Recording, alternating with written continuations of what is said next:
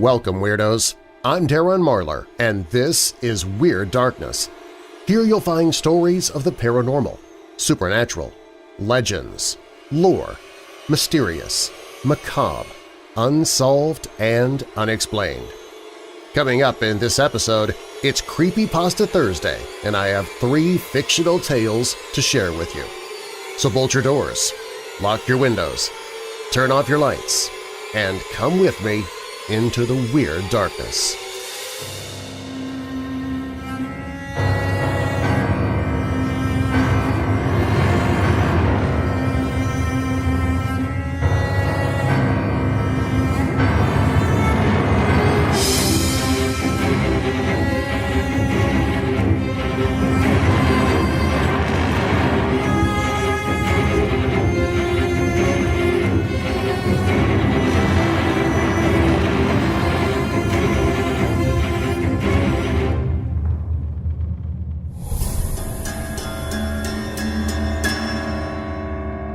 The Angel Statue Stole My Soul by Weirdo family member Cat Hall.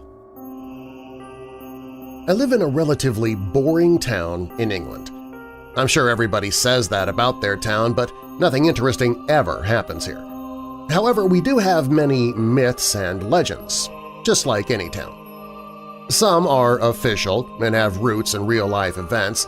The Priory and Convent, for example, have tunnels that connect them where, a few years back, excavations found many small skeletons. They were baby skeletons, and while some weren't fully formed, the vast majority were, and it was theorized that the nuns, and especially the monks, were not so pious after all. One of my favorite legends is that the 4 horsemen of the apocalypse will ride through this town when the end of times comes. All I can say is I hope I get to see them ride, because what a sight that would be. Some other myths and urban legends are not so easy to track down the origins of, but are passed around by word of mouth, and everybody in town knows about them. One of the most well-known is the angel statue in the graveyard behind Northumberland Avenue. Now, you can laugh and make Doctor Who jokes about not blinking, but where do you think they got the idea from? I was originally told this legend when I was only 7 or 8, and then it was brought up again when I was 10.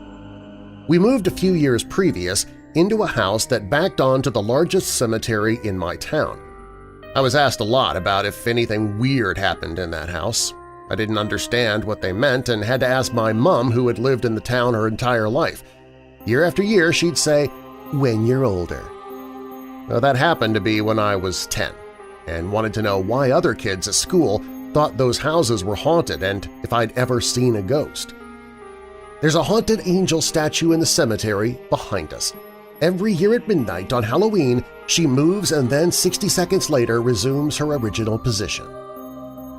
I laughed and said I wanted to watch her move or I wouldn't believe it. Even at 10 years old, I was a little madam. Some things just don't change.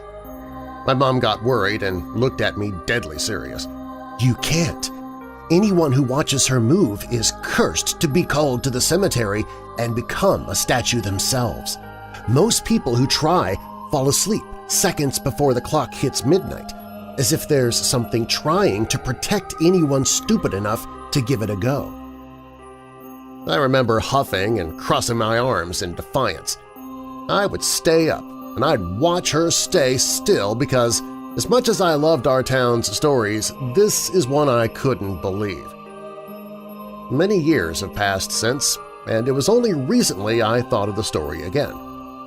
I was walking through the cemetery on a cliché, bright, sunny day.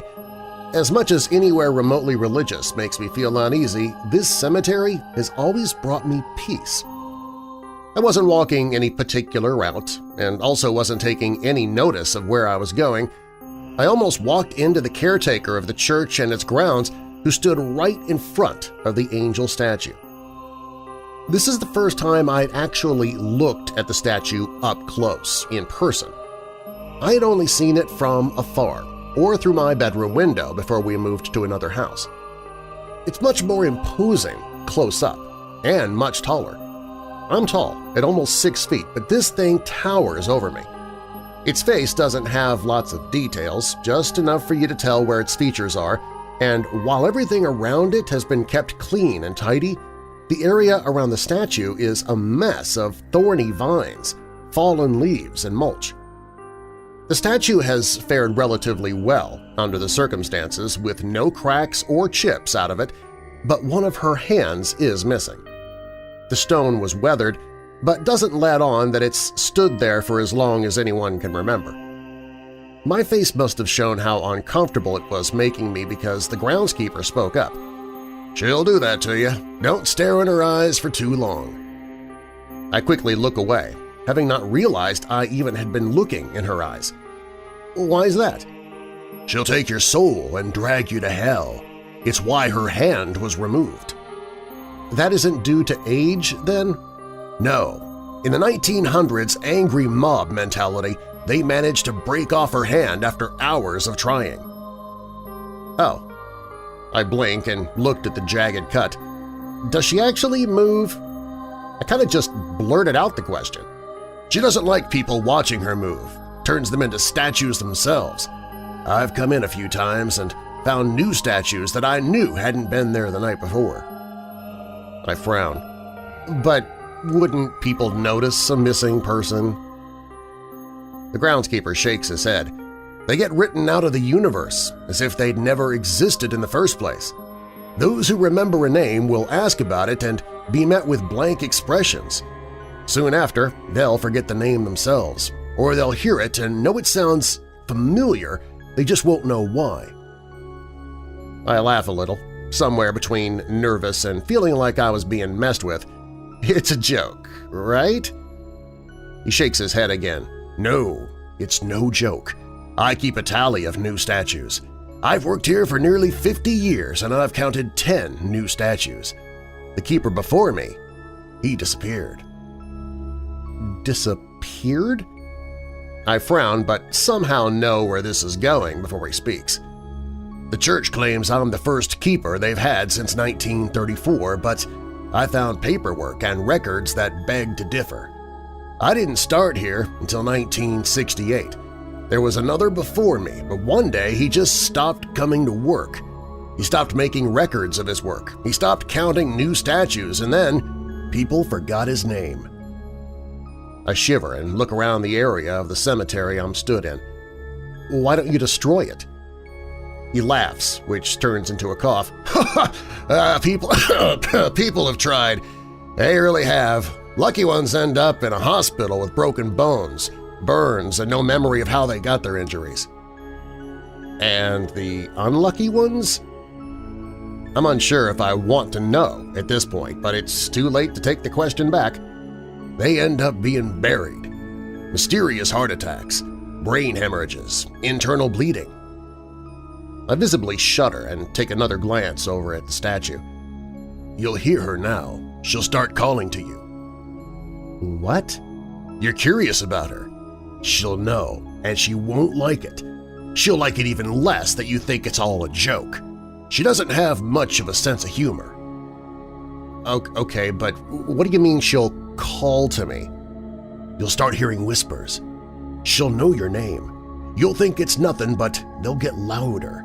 They'll become so loud that you won't be able to ignore them, and the only way to quiet them is to come here and watch her." "And become a statue?" "If you're lucky, you'll be protected. There's something here. Nothing to do with God or the devil, as such religion and beliefs don't matter, just good and evil." I swallow thickly and rub my face. "What happens if I'm protected?" "You'll fall asleep." He answered simply, but then corrected himself. "Actually, you'll pass out. You'll probably be woken up by me. If not, I'll find a new statue." I nod and thank him, and I offer my hand to shake his, which he politely declines with a smile. "Nothing personal." I haven't slept properly since that day. I haven't had a night where I haven't woken in a cold sweat hearing whispers. At first, they were too quiet for me to hear what was being said. But now it's October, and it's heading towards Halloween. The whispers are louder and more constant. Some of them aren't even whispers anymore, they're just incoherent screams. But those whispers send chills down my spine. I already own your soul. It will be most useful.